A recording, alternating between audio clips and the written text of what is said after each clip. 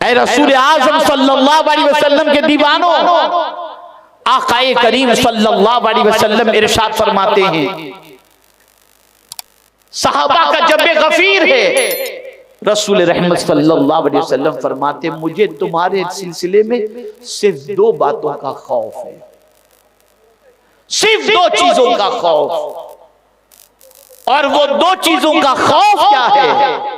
तो आक़ाए करीम सल्लल्लाहु अलैहि वसल्लम इरशाद फरमाते हैं, पहला खौफ ये है कि कहीं तुम ख्वाहिश के गुलाम न बन जाओ, और दूसरा खौफ ये है कि लंबी उम्मीदें तुम्हें आखिरत फरामोशी का शिकार न कर दें। आज मुसलमानों की जिंदगी का हाल ये है, हर ख्वाहिश पूरी करने में लगा हुआ है, और जब किसी आदमी की पोजीशन ये हो जाए कि वो ख्वाहिश का गुलाम हो जाए, तो ख्वाहिश के गुलाम और ख्वाहिश की पैरवी की बुनियाद पर हक उससे ओझल हो जाया करता है, फिर वो हक के रास्ते पर चलने की जसारत नहीं कर सकता। मेरे प्यारे आका सल्लल्लाहु ताला अलैहि वसल्लम के प्यारे दीवानों, इसलिए ख्वाहिश के गुलाम बनने की बजाय, ख्वाहिश का बंदा बनने की बजाय अल्लाह रब्बुल इज्जत जल्ल जलालहू की बंदगी करो और अल्लाह रब्बुल इज्जत जल्ल जलालहू की इताअत करो। मेरे प्यारे आका सल्लल्लाहु ताला अलैहि वसल्लम के प्यारे दीवानों, जब किसी इंसान की आदत ख्वाहिश के सामने सरेंडर होने की हो जाए, फिर वो अल्लाह की बंदगी की तरफ माइल नहीं होता। अब आप देखें ना, एक छोटी सी बात और अर्ज कर दूं, मुस्लिम मोहल्लों में चले जाइए, खूब गोश्त, मुर्गी, बकरा सब मिलता है, खाइए खूब शौक से। और अब तो हाल ये हो गया कि कहीं का भी खा लो और किसी का भी खा लो। और एक जुमला मुसलमान कहता है, ये मौलाना, मैं आपको एक टूर वाले की बात बताऊं, मैं न्यूयॉर्क जा रहा था और इत्तेफाक से सऊदी से जिद्दा एयरपोर्ट से मेरी फ्लाइट थी न्यूयॉर्क के लिए। मैं लॉन्च में था, इत्तेफाक से वो भी लॉन्च के अंदर मुझे मिल गया। उसने कहा कहाँ जा रहे? मैंने कहा मैं न्यूयॉर्क जा रहा हूँ। बोले मैं भी न्यूयॉर्क जा रहा हूँ। मैंने कहा अच्छा। फिर बातचीत चलने लगी। उसने कहा मैं मौलाना लोगों को अपने टूर में नहीं लेता। सही साहब सुनिएगा, कारी साहब, मैं मौलाना लोगों को अपनी टूर में नहीं लेता हूं। तो मुझे थोड़ी सी हैरत हुई। मैंने कहा भाई क्यों? कहा ऐसा होता है कि वो हमारी टूर के लोग जो है ना, वो खाना खाते हैं ना, गोश्त हाथ में लेते हैं, अरे ये हलाल नहीं है, बेचारे का लुकमा हाथ से गिर जाता है, तो हम ये सब फतवे लगाने वालों को साथ में नहीं लेते। ये हाल है। और मैं आपको मदीने मुनव्वरा की बात बताऊं, एक होटल में खाना खाने के लिए हम पहुंचे,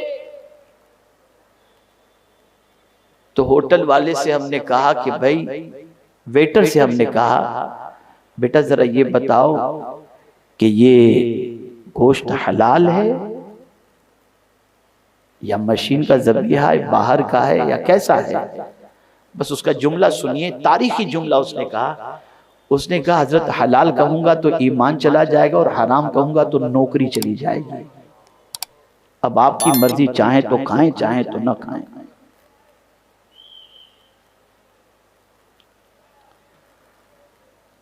आज का मुसलमान क्या खाओ जो खाना है। कुरान कहता है नहीं, कुलू मिनत तय्यबात, हलाल चीजों में से खाओ। हर चीज खाने की नहीं होती, और अगर तुम हलाल और हराम की तमीज के बगैर सब कुछ खा रहे हो तो तुमसे तो जानवर अच्छे कि शेर के सामने अगर आप घास रख दो तो शेर नहीं खाता, और बकरी के सामने मुर्दार रख दो तो बकरी नहीं खाती, इसलिए कि बकरी जानती है कि मेरी गिजा घास है और शेर जानता है कि मेरी गिजा ये है। आप जरा सोचो, जानवर भी अपनी गिजा की तमीज करता है, और आज का इंसान सब कुछ खाता है। और फिर जब ये खाता है तो इसके असरात उसकी जिंदगी में दाखिल होते हैं, फिर हराम काम, फिर बदकिरदारियां, फिर बदकारियां। तो सब कुछ खाने के लिए नहीं है, हलाल खाओ और खाकर अल्लाह का शुक्र अदा करो, अल्लाह का शुक्र अदा करो। तो आप देखें कहां जा रही है हमारी कौम।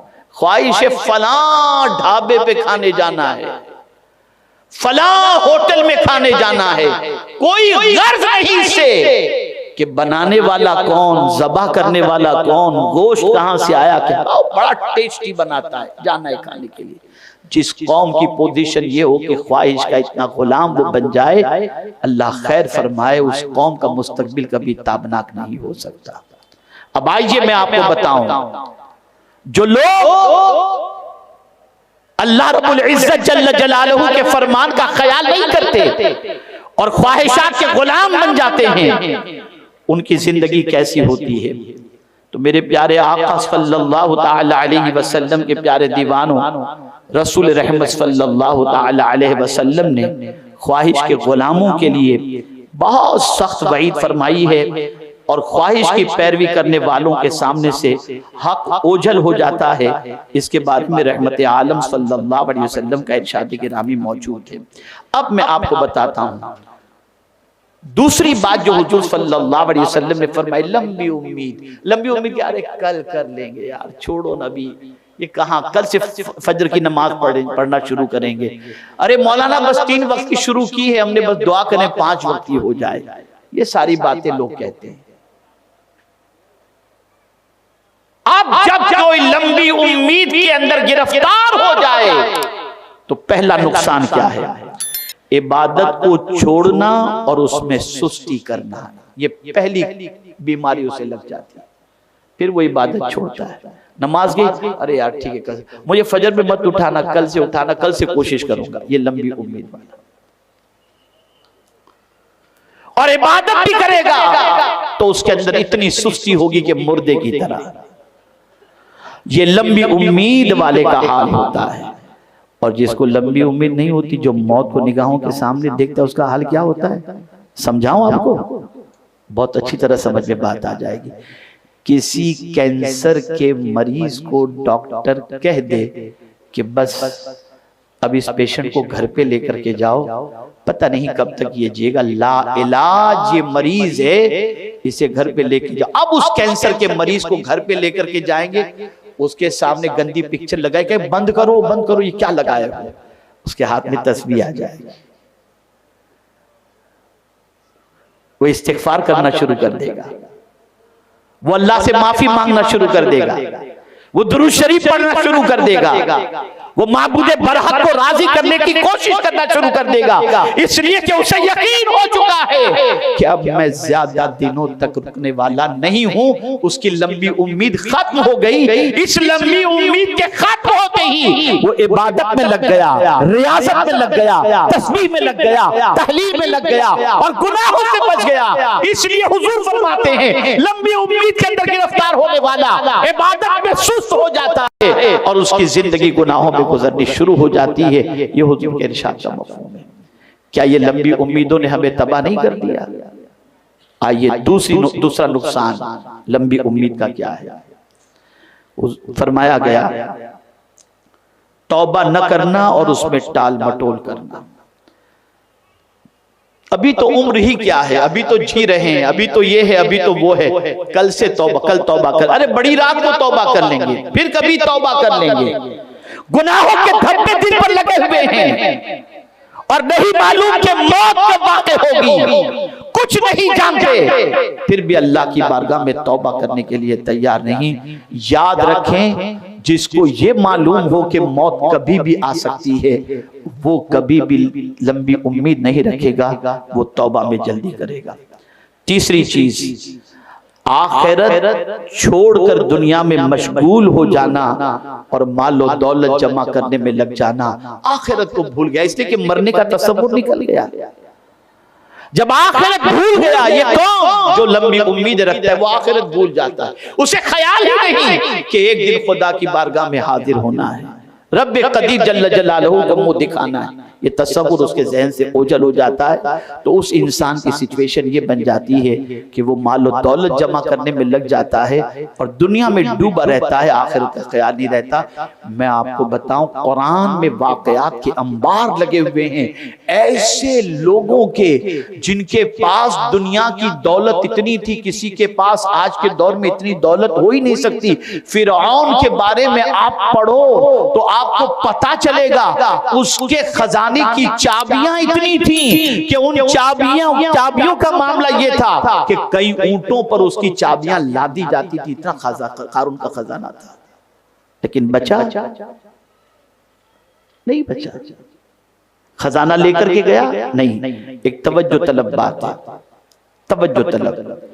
बंदा कहता है ये बंगला मेरा है, बंदा कहता है ये गाड़ी मेरी है, बंदा कहता है ये दौलत मेरी है, लेकिन जब जिस्म से रूह परवास करती है ना, तब तसव्वुर में मौला कहता हुआ नजर आता है, मेरे बंदे सब साथ में लेकर जाकर तेरा है। तू कहता है ना ये मेरा है, लेकर जा अपने साथ। ले जाता है कोई, घर भी छोड़ दिया, माल भी रह गया, और गरीब जो कफन पहनता था वही कफन पहन करके वो चला गया। अब सवाल ये पैदा होता है, बंदे तू तो कह रहा था ये मेरा है, तो जवाब मिलेगा तेरा कुछ भी नहीं, ये तो तुझे इस्तेमाल करने के लिए मैंने दिया था, अब मैं जिसे चाहूंगा उसे मिलेगा, सब कुछ मेरा है, तेरे चाहे से कुछ नहीं हो सकता। क्या है हमारा, क्या है हमारा? वो लोग जो अय्याशी में जिंदगी गुजारते हैं, बुराइयों में जिंदगी गुजारते हैं, थोड़ी सी माफी के साथ अर्ज करूं, दादागिरी और गुंडागर्दी में जिंदगी गुजारते हैं, दोस्त चबाने में जिंदगी गुजारते हैं, शराब के अड्डे चलाने में जिंदगी गुजारते हैं, तवाइफों के कोठे चलाने में जिंदगी गुजारते हैं, और समझते हैं हमारा रोब हम बड़े। मियां जब मौत का फरिश्ता आएगा कोई तुम्हें बचा नहीं सकेगा। ऐसा काम करके इस दुनिया से न जाओ कि मरने के बाद दुनिया बुरे नाम से पुकारे, ऐसा काम करके जाओ कि मरने के बाद दुनिया कहे कितना अच्छा इंसान था, और तुम्हें याद करके कहे कि अल्लाह ताला उस जैसा हमें भी बना दे। ऐ रसूल आज़म सल्लल्लाहु अलैहि वसल्लम के दीवानों, तो लंबी उम्मीद, तौबा में टाल मटोल, आखिरत की तैयारी में सुस्ती, ये सारी चीजों के अंदर गिरफ्तार करती है। इसी तरीके से मेरे प्यारे आका सल्लल्लाहु अलैहि वसल्लम के प्यारे दीवानों, दिल की सख्ती और आखिरत को भूल जाना ये भी लंबी उम्मीद की वजह से है। मेरे प्यारे आका सल्लल्लाहु ताला अलैहि वसल्लम के प्यारे दीवानों, एक और इरशाद गिरामी आप समाअत फरमाएं, और उस इरशाद गिरामी को हमेशा के लिए ज़हन के अंदर महफूज रख ले, ताकि आप पता चले कि अल्लाह के बरगुज़ीदा बंदों के इरशादात के अंदर किस हद तक हिकमतें हैं और किस हद तक बरकतें हैं। अल्लाहु अकबर। हज़रत अबू हामिद रज़ियल्लाहु ताला अन्हु से मनक़ूल है, फरमाते हैं, अगर आप सामा है 100 बरस का, पल की खबर नहीं, उस पल को याद रखते हैं, यानी मौत को याद रखते हैं, मरने को याद रखते हैं, तो फायदा क्या है? उसके बारे में एक जलील क़द्र सूफी कामिल हजरत अबू हामिद लिफाफ रज़ियल्लाहु ताला अन्हु से मनक़ूल फरमाया, जो कसरत से मौत को याद करेगा उसे 3 इज्जतों से मुअज़्ज़ज़ कर दिया जाएगा। पहली चीज तौबा की ताजील, यानी तौबा करने में वो जल्दी करेगा। जो मौत को याद करता है वो तौबा करने में जल्दी करता है कि पता नहीं कब मौत वाक़ई हो जाए। अब तौबा करने से कौन सी इज्जत मिलती है? तो कुर्बान जाइए, मेरा रब फरमाता है, इन्नल्लाह युहिब्बुत तव्वाबीन व युहिब्बुल मुतत्तहिरीन, कि बेशक अल्लाह तौबा करने वाले से मोहब्बत फरमाता है। कितनी बड़ी इज्जत है कि इधर तुम तौबा करते हो, उधर मौला तुमसे प्यार करना शुरू कर देता है। तो तौबा करने वाले से अल्लाह मोहब्बत फरमाता है। मेरे प्यारे आका सल्लल्लाहु अलैहि वसल्लम के प्यारे दीवानों, दूसरी इज्जत फरमाते हैं कि मौत को याद करने वाला बंदा तौबा में जल्दी करता है।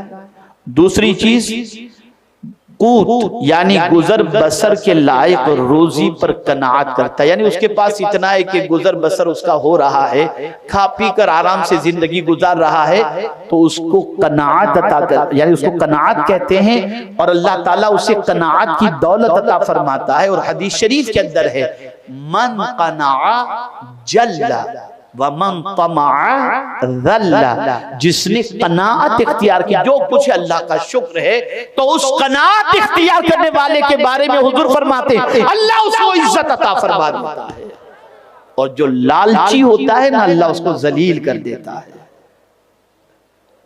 तो मौत को याद करने वाला, पहली इज्जत तौबा में जल्दी, दूसरी इज्जत कनाअत पसंद उसे बना दिया जाता है, और तीसरी चीज क्या है मालूम है? इबादत में निशात, यानी दिलचस्पी और चुस्ती। वो बहुत दिलचस्पी के साथ इबादत करता है, जमकर इबादत करता है, इबादत का कोई वक्त जाने नहीं देता, इतना चुस्त होता है इबादत के सिलसिले के अंदर जिसकी कोई इंतहा नहीं। तो इबादत में चुस्ती ये भी मोमिन की कामयाबी की अलामत है, इसलिए कि मुनाफिक जब इबादत करता है तो सुस्ती से करता है, और मोमिन जब इबादत करता है तो चुस्ती के साथ इबादत करता है। तो ये तीन चीजें उसे अल्लाह ताला किसको? मौत को याद रखने वाले को अता करता है। और जो मौत को भूल गया, जो मौत को भूल गया, तो फरमाया उसे 3 सजाएं मिलेंगी। मौत को भूल जाने वाले को 3 सजाएं मिलेंगी। पहली सजा, तौबा में टाल मटोल के कल कर लूंगा, परसों कर लूंगा, यानी जो मौत को भूल गया उसे पहली सजा ये मिलती, सजा है। अब यहां एक बात मैं आपको बता दूं, बहुत सारे बंदे इबादत नहीं करते, कहते हमारे पास तो सब कुछ है, क्या कमी है? मस्जिद में वो जाए जिसके पास कुछ ना हो। और दूसरी चीज ये है कि हराम कारोबार करते हुए आदमी अगर माल खैरात करता है, उसे जिस्म में कोई तकलीफ नहीं आती और कोई परेशानी नहीं आती, तो फिर वो कहता है यार मैं अगर गलत होता तो मुझे माल थोड़ी मिलता। तो ये बात याद रखें, खुशबख्ती की अलामत ये नहीं कि आपके पास माल ज्यादा आ जाए,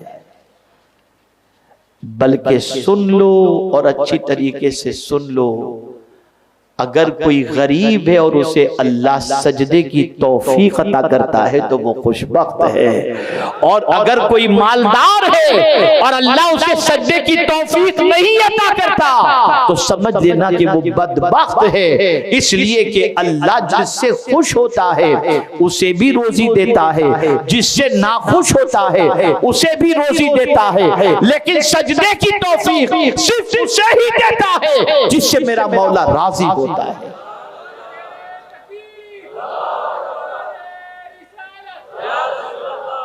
सद्दे की तौफीक सिर्फ उसे, कभी अकड़ना नहीं। अरे मैं तो यार जुमा पढ़ लेता हूं, अस्तगफिरुल्लाह, ला हौला वला कुव्वता इल्ला बिल्लाह, और फिर ये कहना कि मेरे पास कोई कमी नहीं, ये आपके दिल की सख्ती है और अल्लाह अज़्ज़ व जल्ल की तरफ से आपको सजा है कि उसने अपनी याद से आपको गाफिल कर दिया है। ये सजा है उसकी तरफ से।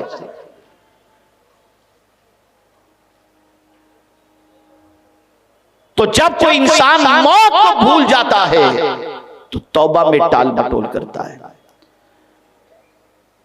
और दूसरी चीज, बकदरे किफायत माल पर रजा का तर्क, यानी उसके पास अगर है, इस सजा को ज़हन में रखिएगा।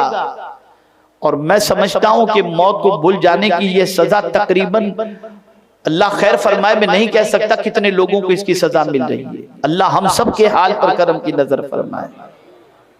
दूसरी सजा जो बताई गई वो बकदरे किफायत माल पर रजा का तर्क, यानी अगर हमारे पास इतना है कि हम खा पी कर अपनी जिंदगी बसर करते हैं तो इस पर राजी बंदा नहीं है, नाराज है।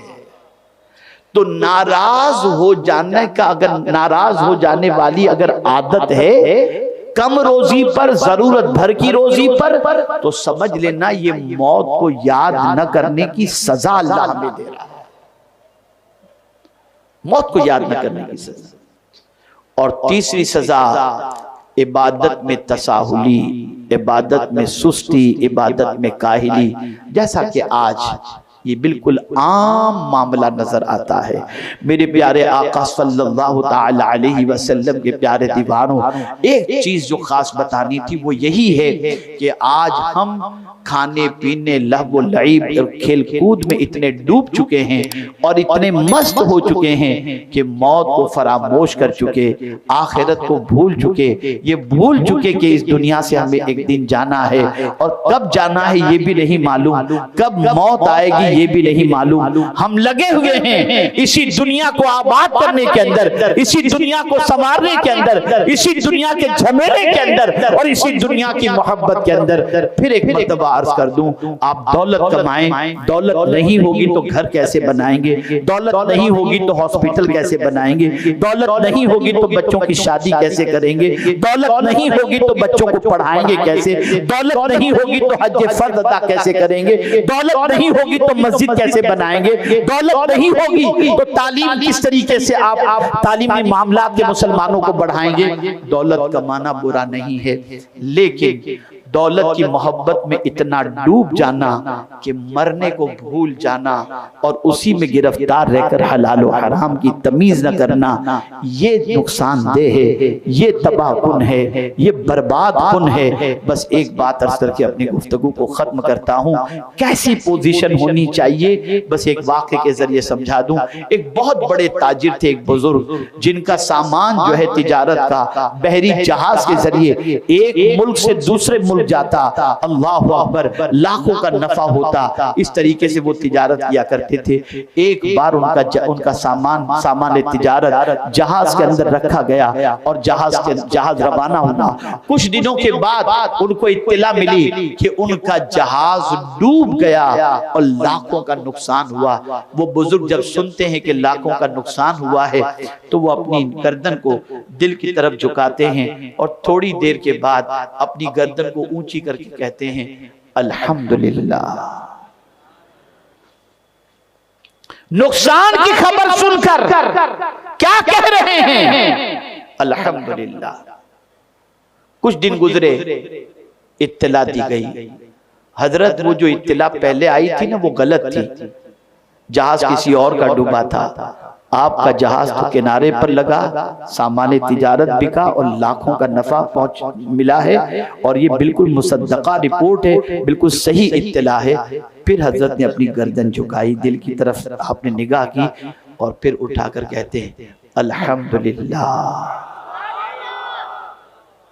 जब लोगों ने सुना तो हैरत में पड़ गए, कहा हुजूर नुकसान की खबर मिली थी तब भी आपने अल्हम्दुलिल्लाह कहा, नफे की खबर आपने सुनी तब भी आप अल्हम्दुलिल्लाह कह रहे हैं। तो हजरत ये दोनों में अल्हम्दुलिल्लाह कहना कुछ समझ में नहीं आ रहा, बस बिल्कुल जवाब दिलो दिमाग में महफूज कर लें। वो फरमाते हैं कि जब नुकसान की खबर मिली ना तो मुझे मालूम है कि जब नुकसान की खबर मिलती है तो आदमी परेशान हो जाता है और कोई गम की खबर मिलती है तो आदमी टेंशन में आ जाता है। तो जब ये नुकसान और लाखों के नुकसान की खबर मिली तो मैंने गर्दन झुकाई, मैंने देखा दिल का हाल क्या है, तो मैंने देखा मेरा दिल तो अल्लाह की याद में लगा हुआ है, उसे नुकसान की खबर से कोई फर्क नहीं पड़ा और उसने मेरे रब का जिक्र नहीं छोड़ा। मैंने अल्लाह का शुक्र अदा किया, अल्लाह तेरा शुक्र है कि नुकसानी की खबर के बावजूद मेरा दिल तेरी याद से गाफिल नहीं। और जब नफे की खबर मिली फिर मैंने अपने दिल को देखा कि कहीं मस्ती में तो नहीं आ गया, इसलिए कि आदमी के पास माल ज्यादा हो ना तो मस्ती में आ जाता है, भूल जाता है वो अल्लाह को। तो मैंने देखा तो फिर मेरे दिल को देखा तो दिल तो याद इलाही में लगा हुआ है, तो मैंने अल्लाह का शुक्र अदा किया। और गोया वो बता रहे हैं दुनिया को दिल से बाहर रखो और दिल में खुदा की याद और उसके प्यारे हबीब की मोहब्बत को जगा करो। नुकसान हो या नफा हो सब अल्लाह की तरफ से है, हम दुनिया के लिए नहीं, हम अल्लाह के लिए हैं। अल्लाह की याद में मस्त रहना, मसरूफ रहना, ये हमारी जिंदगी। सबक ये आज लेकर के उठे, हम में का कोई नहीं जानता जो सांस अंदर गई है वो बाहर निकलेगी या नहीं। टाल मटोल करना बंद करो, कल से सुधर जाएंगे ये कहना बंद करो, कल तौबा कर लेंगे ये कहना बंद करो, कल से बुराइयां छोड़ देंगे ये कहना बंद करो। अभी से इसी वक्त से, हर चीज से, हर बुराई से रिश्ता तोड़कर अपने रब से रिश्ता जोड़ने की कोशिश करो। कुरान ने कह दिया वलिकुल्लि उम्मतिन अजल इज़ा जा फइज़ा जा अजलुहुम ला यस्तअखिरूना साआ, एक लम्हे की भी ताखीर नहीं होगी, न पहले मौत आएगी न बाद में। मेरे प्यारे आका सल्लल्लाहु अलैहि वसल्लम के प्यारे दीवानों, अभी कल ही पढ़े लिखों के मजमे में मैंने ये बात कही थी, आज उस बात को फिर मैं कह देता हूँ। यहाँ पर भी एक दूल्हा तैयार होकर के बारात के साथ पहुंचा दुल्हन के घर। अल्लाह अकबर। आप जानते हैं वो दूल्हा संवर करके बैठा हुआ था और बैठकर साथियों के साथ गपशप करता था। वक्त करीब था कि दुल्हन आएगी, इतने में वो बैठे बैठे यूं हुआ और यूं और खत्म हो गया।